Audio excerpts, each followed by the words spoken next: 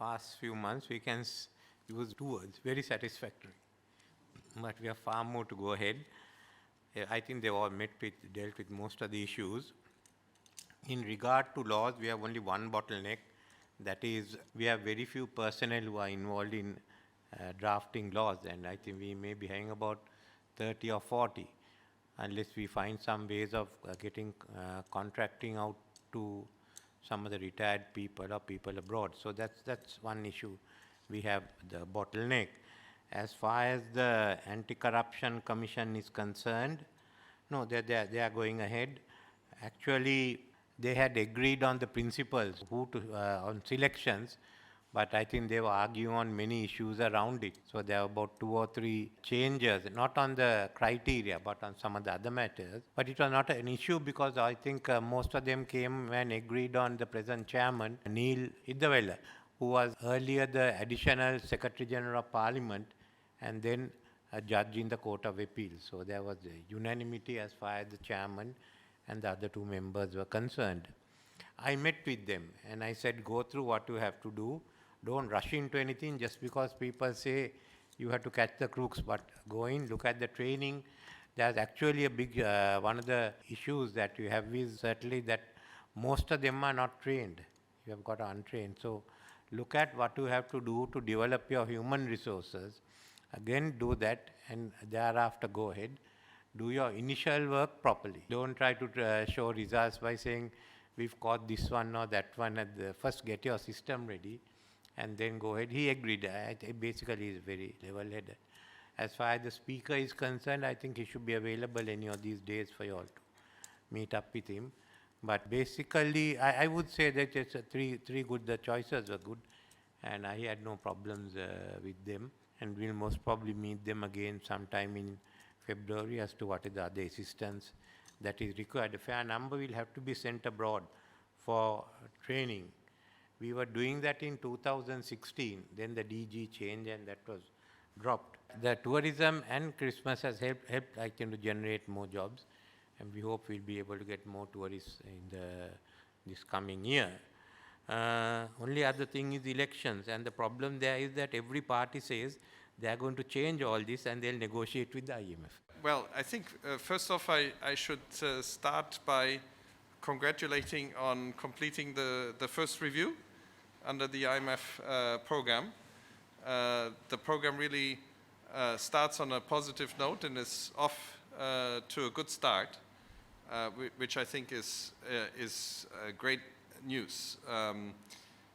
There was, at the executive board meeting, directors really recognized the difficult reforms that you have embarked upon and what they mean with respect to the population domestically. So there was full acknowledgement of that by the international community. For example, they pointed out the governance diagnostic to first of all agree to do it as the first one in Asia and then to publish it was actually quite courageous, and so they congratulated the authorities on that. So there was strong recognition on that as well as all the other reforms. Congratulations. I think it really shows that you're tackling this extremely severe crisis with all the vigor that is needed in order to have Sri Lanka emerge from the crisis. I think there are very encouraging signs that the program is beginning to work, that the economy is stabilizing. So there's, of course, all the signs with respect to sort of the policy-related variables so in the fiscal area with respect to revenue collection. In fact, we just had a meeting a few hours ago that showed very encouraging numbers that basically highlight that the policies that you implemented beginning from after we reached staff level agreement in the second half of 2022, that those policies are working, that they have the intended effect, that you're collecting the revenue that's needed in order to address the cause of the crisis. That really is very good news. And it seems like there's a positive surprise in all of this, which will go a long way to build confidence with the international community, with official creditors, with private creditors. And that is very important. I think that will really sort of highlight the seriousness with which the authorities are approaching the reforms. So I think that really is good news. At the board meeting, directors pointed out other positive news. Inflation has come down so significantly because of the efforts that the authorities have undertaken with respect to monetary policy and with respect to scaling back monetary financing. So that really is another great achievement that was highlighted, amongst many others. The increase in reserves, we are getting positive signs that is working well.